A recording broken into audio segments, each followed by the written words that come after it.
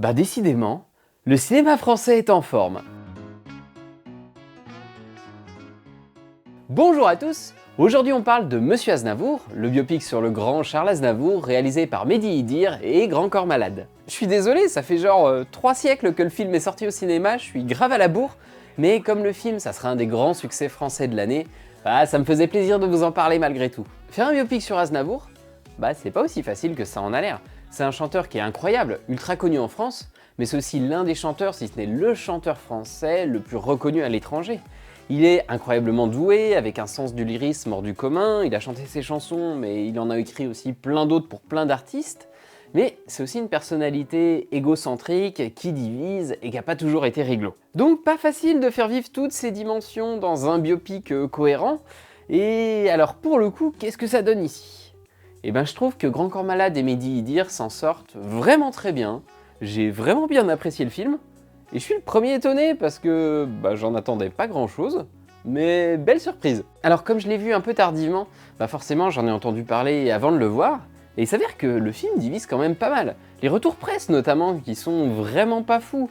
On dit que le film il est trop classique, trop linéaire, trop long, mais aussi trop expéditif sur certains moments, qu'il est sans émotion, qu'il est trop complaisant vis-à-vis de la personnalité d'Aznavour. Et de mon côté, je me suis pas vraiment retrouvé dans tout ce que j'ai pu entendre. Donc ici, je vais vous livrer mon ressenti à moi. Oui, c'est le principe, mais c'est pour vous dire que c'est une interprétation qui est personnelle du film et il vibrera peut-être totalement différemment chez vous. Monsieur Aznavour, c'est donc un biopic qui va nous faire voyager de l'enfance du chanteur jusqu'au sommet de sa carrière, et ça au rythme de ses plus grands succès. On sent qu'il y a un musicien derrière la réalisation, il y a quand même beaucoup de musique dans le film. Aznavour est incarné par Tahar Rahim, qui fait vraiment bien le taf. Ça se voit qu'il a bossé comme un dingue pour imiter Aznavour du mieux qu'il pouvait, ses petites mimiques, sa façon de parler, sa gestuelle, mais sa façon de chanter aussi, parce qu'à plusieurs moments, il chante lui-même. Donc chapeau pour le travail et pour l'investissement, peut-être qu'il en fait juste un peu trop par moment. Des fois, on a l'impression qu'il imite Aznavour plus qu'il l'incarne. Il en fait un petit peu trop, il grossit peut-être un peu trop le trait. Mais je chipote, la prestation est globalement très réussie, il est très fort. Du côté de la réalisation, je suis partagé. Alors le film a coûté super cher, plus de 24 millions d'euros. Ça se voit à l'écran, il y a plein de décors différents, c'est assez dingue. Il y a des costumes sympas, une ambiance qui est vraiment bien retranscrite. Rien que pour ça, le film vaut le coup, parce qu'il y a des moyens, il y a des figurants, il y a des costumes, il y a plein de choses, c'est super agréable à regarder, c'est clair. Mais au niveau de la réalisation à proprement parler, il n'y a rien d'incroyable, rien d'audacieux en tout cas. On retrouve tout le long du film un peu toujours les mêmes plans, beaucoup de travelling très régulier, très lent, des plans qui vont tourner autour du chanteur aussi, mais pareil, c'est très linéaire, ça fait très figé et très scolaire comme réalisation. T'as rarement un peu d'audace, que ce soit dans le cadrage ou des plans de caméra qui vont être un peu foufou. Et donc lors de mon visionnage, c'est pas tant la qualité de la réalisation qui m'a marqué que celle de la narration. Rentrons donc dans le vif du sujet. Qu'est-ce qu'il raconte ce film ? Grosso modo, il est divisé en 2 parties. La première va se focaliser sur les débuts d'Aznavour dans le milieu de la chanson, et notamment ses rencontres avec Pierre Roche et Édith Piaf. Et j'ai beaucoup aimé cette partie, elle est très sympa, très joyeuse, drôle même. Il y a un travail assez important qui est fait sur les personnages secondaires. Je vous le disais, on suit notamment Pierre Roche et Édith Piaf.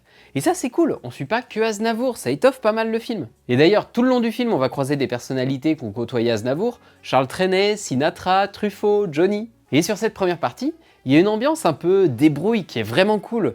On va suivre les premières galères des personnages, mais aussi leurs premières réussites. Et ça, quand ça arrive, on est vraiment trop content pour eux parce que le film réussit à créer de l'attachement.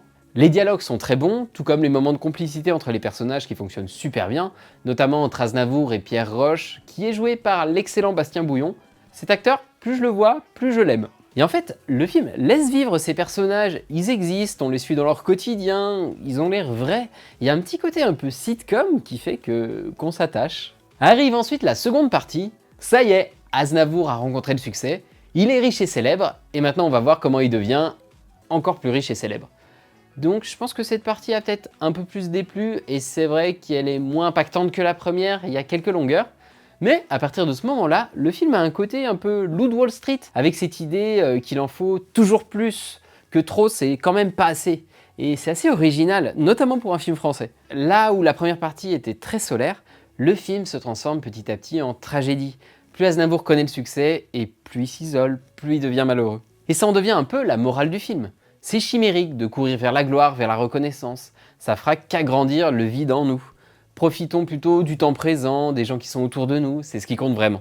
Donc on peut pas dire que le film donne une bonne image d'Aznavour, et à juste titre sûrement, il n'était pas considéré comme quelqu'un de particulièrement intentionné. Mais on n'est pas dans le lynchage non plus, et ils ont passé sous silence un certain nombre d'éléments. Par exemple, dans le film, il n'est jamais question de fraude fiscale. J'ai donc trouvé que c'était quand même plutôt bien dosé. Le film valorise son talent, son lyrisme, on voit à quel point il était doué.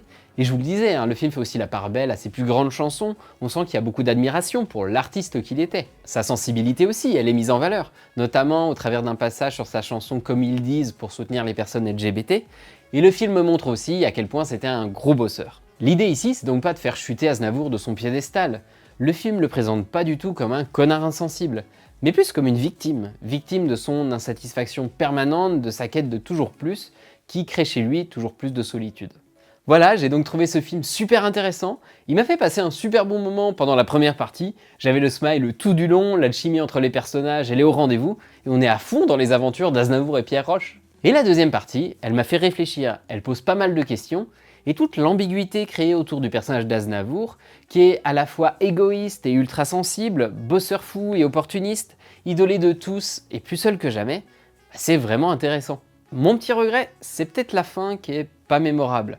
Ils n'ont pas voulu terminer ni sur une note trop sombre ni trop positive, mais du coup ça se termine d'une manière plate. Pour ceux qui ont vu le film, à la toute fin, il y a une scène où Aznavour sort d'un taxi pour marcher, et ben je me dis, ils auraient dû s'arrêter là. Parce qu'ensuite, on a une scène de dialogue entre lui et sa sœur qui sert à rien parce qu'ils enfoncent des portes ouvertes, tout ce qu'ils se disent, on l'avait déjà deviné, on le savait, et après, les images d'archives, tu les mets plutôt au générique. Comme ça, elles sont là, t'as fait ton devoir d'hommage, mais elles viennent pas perturber ton histoire et parasiter le message que tu essayes de faire passer. Mais encore une fois, je chipote et j'ai passé un très bon moment devant Monsieur Aznavour. Est-ce qu'il m'a donné une bonne image d'Aznavour? Non. Est-ce qu'il m'a appris des choses? Non plus. Enfin, pas grand-chose, tout ce qui est raconté est assez connu, il n'y a pas d'anecdotes incroyables. Mais j'ai apprécié le voyage. Le voyage dans le temps d'abord. On voyage des années 30 jusque dans les années 70, avec des personnages qui sont bien écrits et on est plongé dans l'ambiance des différentes années. Puis ensuite, le voyage introspectif, d'un homme pour qui le succès semble plus être la maladie que le remède. Tout ça pour vous dire que je suis pas d'accord quand on dit que c'est un biopic classique. Alors, il est linéaire, oui, il est chronologique, oui, la réal est très scolaire, mais pour autant, il y a des vrais choix dans la narration, et c'est ça qui le rend intéressant, et il est intéressant même si vous vous intéressez pas particulièrement à la vie d'Aznavour. Et je m'arrête là pour Monsieur Aznavour, je vous encourage à aller le découvrir en salle, et si vous l'avez déjà vu, n'hésitez pas à me donner votre avis, ça va être intéressant parce qu'il est probable que vous ne l'ayez pas du tout perçu comme moi. En tout cas, j'espère que cette vidéo vous a intéressé, merci beaucoup de l'avoir regardée, allez au cinéma et mangez des pizzas!